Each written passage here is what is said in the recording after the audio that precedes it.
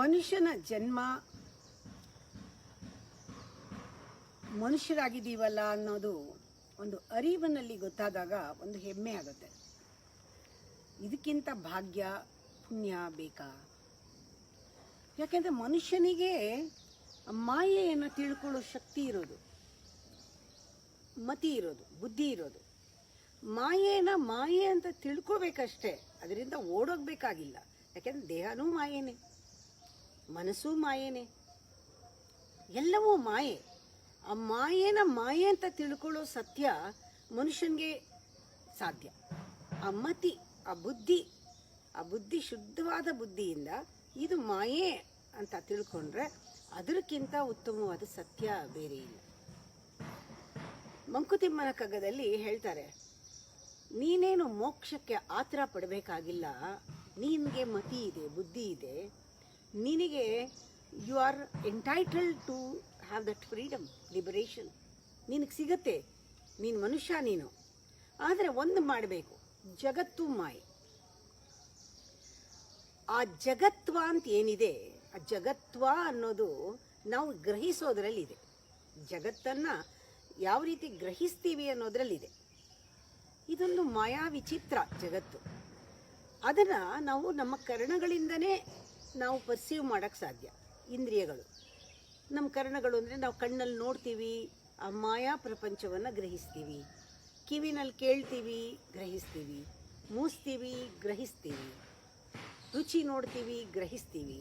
ಪಂಚ ಇಂದ್ರಿಯಗಳು ನಮ್ಮ ವೇದ್ಯವಾಗಿ ನಾವು ಅದನ್ನು ತಗೊಳ್ತೀವಿ. ನಮ್ಮ ಜ್ಞಾನ, ಜಗತ್ತಿನ ಜ್ಞಾನ ಏನು, ಕರ್ಣವೇದ್ಯವಾದದ್ದು. ಸ್ವಲ್ಪ ಹೊತ್ತು ಈ ಮಾಯೆಯೆಲ್ಲ, ಈ ಇಂದ್ರಿಯಗಳಿಂದ ತಗೊಂಡಿದ್ದೆಲ್ಲ, ಗ್ರಹಿಸಿದ್ದೆಲ್ಲ ಪಕ್ಕಕ್ಕಿಡೋದೇ ಧ್ಯಾನ ಅಲ್ವಾ? ಮಾಯೆಯನ್ನು ಮಾಯೆ ಅಂತ ತಿಳ್ಕೊಂಡು ಪಕ್ಕಕ್ಕಿಟ್ಟಾಗ ಇಮ್ಮಿಡಿಯೇಟಾಗಿ ಮೆಡಿಟೇಷನ್ ಆಗುತ್ತೆ. ಈ ಎಲ್ಲಕ್ಕೂ ಒಂದು ಆಕಾರ ಇದೆ, ರೂಪರೇಖೆಗಳಿದೆ, ಫಾರ್ಮ್ ಇದೆ, ನೇಮ್ ಇದೆ, ಎಲ್ಲ ಇದೆ. ಇದು ನೇಮ್ ಆ್ಯಂಡ್ ಫಾರ್ಮ್ ಇದೆ. ನಾವೇ ಕೊಟ್ಟಿರೋದು ಈ ಸಂಕೇತಗಳನ್ನೆಲ್ಲ ಅರ್ಥ ಮಾಡ್ಕೊಳ್ಳೋಕ್ಕೆ. ಆ್ಯಪಲ್ಲು ಬೇರೆ, ಫ್ರೂಟಿಂದ ಬೇರೆ ಅನ್ನೋಕ್ಕೊಂದು ಹೆಸರಿಡಬೇಕು. ಇದು ಆರೆಂಜು, ಇದು ಆ್ಯಪಲ್, ನಾವೇ ಮಾಡಿರೋದು ಎಲ್ಲನೂ. ಸ್ವಲ್ಪ ಹೊತ್ತು ಪಕ್ಕಕ್ಕಿಡೋ ಅದನ್ನೆಲ್ಲ. ಮಿಕ್ಕಿದ್ದೇನು? ಮಾಯೆನ ಪಕ್ಕಕ್ಕಿಟ್ಟಾಗ ಮಿಕ್ಕಿದ್ದಕ್ಕೆ ರೂಪರೇಖೆಗಳಿಲ್ಲ. ಅದೇನು? ಅದು ಕಣ್ಣು ಕಾಣಲ್ಲ, ಅದು ಈ ಇಂದ್ರಿಯಗಳಲ್ಲಿ ಗೋಚರವಾಗಲ್ಲ. ಸ್ವಲ್ಪ ಹೊತ್ತು ಇಂದ್ರಿಯ ಕೆಲಸ ನಿಲ್ಲಿಸಿದಾಗ, ಸ್ತಬ್ಧವಾದಾಗ, ನೀನು ಬುದ್ಧಿನ, ನಿನಗೆ ಮತಿ ಇದೆಯಲ್ಲ, ಸ್ವಲ್ಪ ಹೊರಗೆ ಒಳಗಡೆಗೆ ಆ ಕಡೆಗೆ ತಿರುಗಿಸು, ರೂಪರೇಖೆಗಳಿಲ್ಲದಿರೋ ಕಡೆ ತಿರುಗಿಸು. ಅದೇ ಧ್ಯಾನ. ಜಗದೀ ಜಗತ್ವವನು ಮಾಯಾ ವಿಚಿತ್ರವನು ಒಗೆದಾಚೆ ಬಿಸುಡೆಲ್ಲ. ಸ್ವಲ್ಪ ಹೊತ್ತು ಪಕ್ಕಕ್ಕಿಡು. ಒಗೆದಾಚೆ ಬಿಸುಡೆಲ್ಲ ಕರ್ಣವೇದ್ಯವನು. ಕರ್ಣದಿಂದ ನೀನು ವೇದ್ಯ ಮಾಡಿದ್ದನ್ನೆಲ್ಲ, ಗ್ರಹಿಸಿದ್ದೆಲ್ಲ ಪಕ್ಕಕ್ಕಿಡು. ಜಗದೀ ಜಗತ್ವವನು ಮಾಯಾ ವಿಚಿತ್ರವನು ಒಗೆದಾಚೆ ಬಿಸುಡೆಲ್ಲ ಕರ್ಣವೇದ್ಯವನು. ಮಿಗುವುದೇಂ ರೂಪರೇಖೆಯೊಂದು ಮಿಲ್ಲದ ವಸ್ತು. ಏನು ಮಿಗುತ್ತೆ? ಎಲ್ಲ ಮೈನಸ್ ಮಾಡಿದ್ರೆ ನಥಿಂಗ್. ರೂಪರೇಖೆಗಳಿಲ್ಲದೆ ಇರೋ ವಸ್ತು. ಹೋಗಿ ಸಾ ಕಡೆಗೆ ಮತಿಯ, ನಿನ್ನ ಮತಿ ಆ ಕಡೆಗೆ ತಿರುಗಲಿ. ಯಾಕೆಂದರೆ ನಿನ್ಗೊಬ್ಬನಿಗೆ ಮತಿ ಇರೋದು ಈ ಸೃಷ್ಟಿನಲ್ಲಿ. ಅಂಥ ಭಾಗ್ಯವಂತ ನೀನು. ಹೋಗಿ ಸಾ ಕಡೆಯ ಮತಿಯ ಮಂಕುತಿಮ್ಮ. ಎಷ್ಟು ಚೆನ್ನಾಗಿದೆ ನೋಡಿ. ಆ ಜಗತ್ವವನ್ನು ಬಿಡಬೇಕು. ಮಾಯಾ ವಿಚಿತ್ರವಾದ ಜಗತ್ವ ನಾವು ಏನನ್ನು ಪರ್ಸೀವ್ ಮಾಡಿದೀವ, ಒಗೆದಾಚೆ ಬಿಸುಡೆಲ್ಲ ಕರ್ಣವೇದ್ಯವನು. ಮಿಗುವುದೇಂ ರೂಪರೇಖೆಯೊಂದು ಮಿಲ್ಲದ ವಸ್ತು. ಹೋಗಿ ಸಾ ಕಡೆಗೆ ಮತಿಯ ಮಂಕುತಿಮ್ಮ. ಅವಾಗ ಹೇಗಿರುತ್ತೆ ಅಂದರೆ, ನಾವು ಉಸಿರಾಡ್ತಾ ಇದ್ದೀವಿ, ಅಷ್ಟೇ ಹಗುರವಾಗಿದೆ, ಗಾಳಿ ಬೀಸುತ್ತೆ, ಜೋರಾಗಿ ಬೀಸುತ್ತೆ, ಬಾಡಿಗೆ ಒಂದೊಂದು ಸತಿ ತಳ್ಳುತ್ತೆ. ಬಾಡಿನ ತಳ್ಳುತ್ತೆ. ನಾವು ಒಂದ್ಸತಿ ಗಾಡಿನಲ್ಲಿ ಹೋಗ್ತಾ ಇದ್ರು, ತುಂಬ ದೊಡ್ಡ ಬಿರುಗಾಳಿ ಬಂದರೆ ವ್ಯಾಬಲ್ ಆಗುತ್ತೆ. ಗಾಳಿ ಜೋರಾದರೆ ಕಿಟಕಿ ಬಾಗಿಲೆಲ್ಲ ತಕ್ಕೊಂಡು ಮೇನ್ ರೋಡಲ್ಲಿ ಫಾಸ್ಟಾಗಿ ಹೋಗ್ತಿದ್ರೆ ಹೆಂಗಾಗುತ್ತೆ? ಗಾಡಿ ಅಲ್ಲಾಡುತ್ತೆ.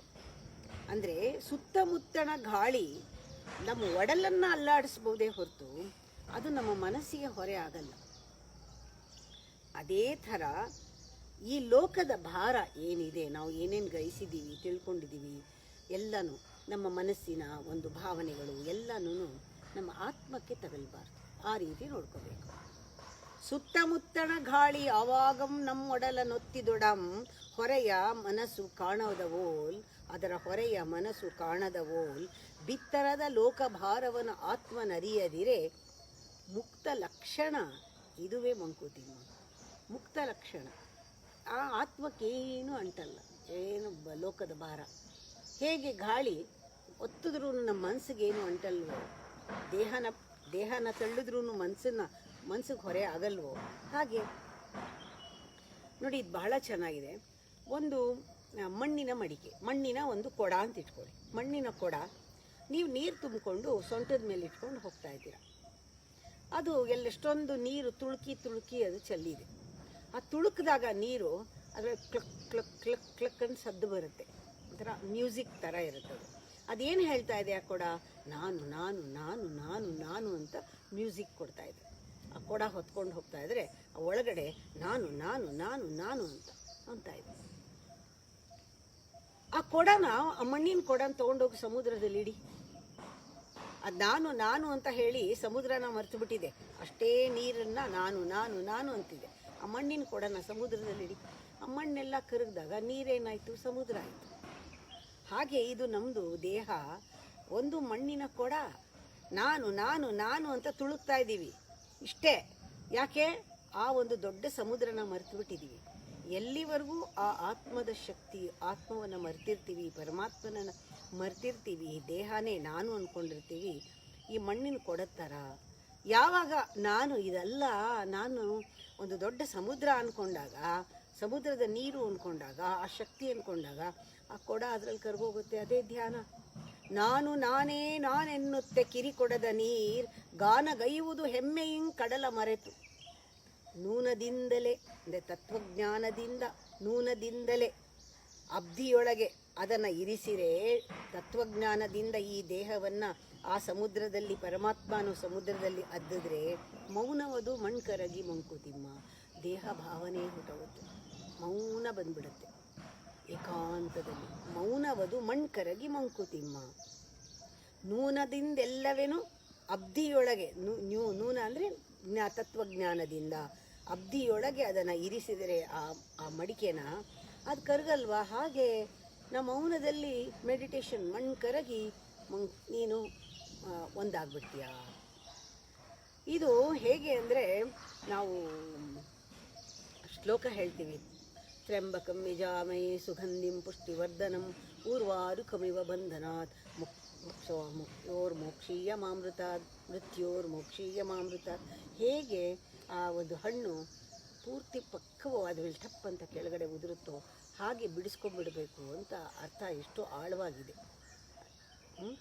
ಹಾಗೆ ನಾವು ಒಂದೊಂದು ದಿವಸ ಕೈಲಿ ಪುಸ್ತಕ ಇಟ್ಕೊಂಡು ಕೂತಿರ್ತೀವಿ, ಓದ್ತಾ ನಿದ್ದೆ ಬಂದುಬಿಡುತ್ತೆ.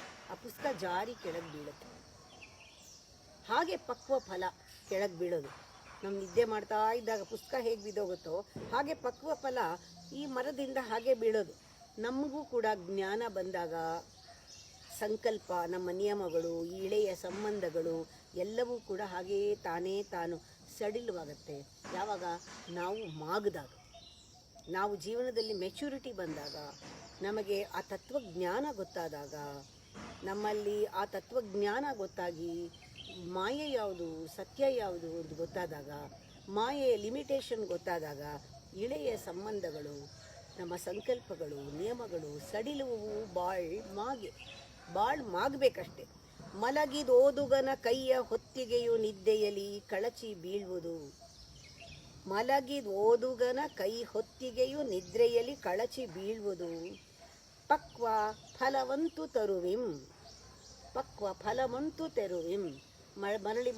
ಮರದಿಂದ ಹಣ್ಣು ಉದುರೋದು ಹಾಗೇನೆ, ಕಳಚಿ ಬೀಳುವುದು. ಇಳೆಯ ಸಂಬಂಧಗಳು, ಸಂಕಲ್ಪ, ನಿಯಮಗಳು ಸಡಿಲವು. ಮಾಗೆ ಸಡಿಲವಾಗಿ ಬಿದ್ದೋಗುತ್ತೆ. ಅದಕ್ಕೆ ನೀನು ಮೋಕ್ಷಕ್ಕೆ ಆತರ ಪಡಬೇಡ. ನಿನಗೆ ಹಣೆಯಲ್ಲಿ ಬರೆದಿದೆ ಮೋಕ್ಷ, ಲಿಬರೇಷನ್. ನಿನಗೆ ಮನುಷ್ಯನ ಜನ್ಮ ಸಿಕ್ಕಿದೆ, ಅದಕ್ಕೆ ಆತುರತೆ ಒಳಿತಲ್ಲ. ನೀನು ಆ ಥರದ್ವಾಗಿ ಯಾರೋ ಒಬ್ಬರು ತಲೆ ಮೇಲೆ ಕೈ ಇಡ್ತಾರೆ, ನಂಗೆ ಮೋಕ್ಷ ಸಿಕ್ಕಿದೆ, ವಿವೇಕಾನಂದ ನಂಗೆ ಸಿಕ್ತಂತೆ, ಹಾಗೆ ತಲೆ ಮೇಲೆ ಕೈ ಇಟ್ಬಿಡ್ರಿ ನಂಗೆ ಮೋಕ್ಷ ಸಿಗುತ್ತೆ. ಯಾರೋ ಕಪಾಳಕ್ಕೆ ಹೊಡೆದಂತೆ ಮೋಕ್ಷ ಆಯ್ತಂತೆ, ನಂಗೊಂದು ಕಪಾಳ ಕೊಡ್ಬಿಡ್ರಿ ಮೋಕ್ಷ ಆಗುತ್ತೆ. ಅಲ್ಲ, ಶಿಕ್ಷೆ ಬೇಕು, ಶಿಕ್ಷಣ ಬೇಕು, ಬಹುಕಾಲ ನಾವು ಸತತವಾಗಿ ಇವತ್ತು ಮೋಕ್ಷ ಸಿಕ್ಬಿಡಲ್ಲ, ನಾಳೆ ಸಿಕ್ಬಿಡಲ್ಲ. ನಮ್ಮ ಜೀವನನ ನಮಗೆ ಅರಿವಾಗ್ತಾನೇ ಹೋಗಬೇಕು. ಇದು ಮಾಯೆ, ಇದು ಮಾಯೆ, ಇದು ಮಾಯೆ, ಇದು ಸತ್ಯ ಅಲ್ಲ, ಇದು ಸತ್ಯ. ಶಿಕ್ಷೆ ಬಹುಕಾಲ ನಡೆಯದೆ ಮೋಕ್ಷ ಸಿಗೋದಿಲ್ಲ. ಶಿಕ್ಷೆ, ಶಿಕ್ಷಣ ವೆರಿ ಇಂಪಾರ್ಟೆಂಟ್. ಇದು ನಮ್ಮಲ್ಲಿ ಪ್ರತಿನಿತ್ಯ ಆ ಶಿಕ್ಷಣದ ಅನುಭವ ಆಗ್ತಾ ಇರಬೇಕು, ಆಚರಿಸಬೇಕು, ನಿಭಾಯಿಸಬೇಕು. ಎಲ್ಲೆಲ್ಲಿ ಹೇಗೆ ಯಾವಾಗ ಯಾವ್ಯಾವ ರೀತಿ ಯಾರ್ಯಾರ ಜೊತೆ ಹೇಗೆ ಇರಬೇಕು, ಹಾಗೆ ಕಲಿಯೋದನ್ನೇ ಸಾಮಾನ್ಯ ಧರ್ಮಗಳು ಅಂತ ಹೇಳ್ತಾರೆ. ಶಿಕ್ಷೆ ಬಹುಕಾಲ ನಡೆಯದೆ ಮೋಕ್ಷವಿಲ್ಲ, ಲಕ್ಷ್ಯ ತಪ್ಪದೆ ಚರಿಸು. ನಿನ್ನ ಗುರಿ ಇಟ್ಕೋ, ತಪ್ಪದೆ ಆಚರಣೆ ಮಾಡು. ಏನು? ಸಾಮಾನ್ಯ ಧರ್ಮಗಳ ಆಚರಿಸು, ನಿಭಾಯಿಸು. ಎಲ್ಲೆಲ್ಲಿ ಹೇಗೆ ಯಾವ್ಯಾವ ರೀತಿ ಇರಬೇಕು ಹಾಗೆ. ಮೋಕ್ಷ ಸತಸಿದ್ಧ ಮಂಕುತಿಮ್ಮ, ಮೋಕ್ಷ ಸತಸಿದ್ಧ. ಮೋಕ್ಷಕ್ಕೆ ಆತರ ಪಡಬೇಡ. ನೀನು ಜಗತ್ತಿನಲ್ಲಿದ್ದರೂ ಕೂಡ ಜಗತ್ವವನ್ನು ನೀನು ಪಕ್ಕಕ್ಕಿಡಬೇಕು, ಮಾಯೆಯನ್ನು ಪಕ್ಕಕ್ಕಿಡಬೇಕು. ನಿನಗೆ ತತ್ವಜ್ಞಾನ ಬೇಕು. ಆತ್ಮಕ್ಕೆ ಭಾರ ಆಗದೆ ಇರೋ ಹಾಗೆ. ಗಾಳಿ ಹೇಗೆ ದೇಹನ ಮಾತ್ರ ಮುಟ್ಟುತ್ತೆ, ಹಾಗೆ ಮನಸ್ಸನ್ನು ಮುಟ್ಟಲ್ಲ. ಹಾಗೆ ಲೋಕದ ವಿಚಾರ ನಮ್ಮ ಮನಸ್ಸಿಗೆ ಬಂದರೂ ಕೂಡ ಆತ್ಮಕ್ಕೆ ತಗಲ್ಬಾರ್ದು ಅಂತ.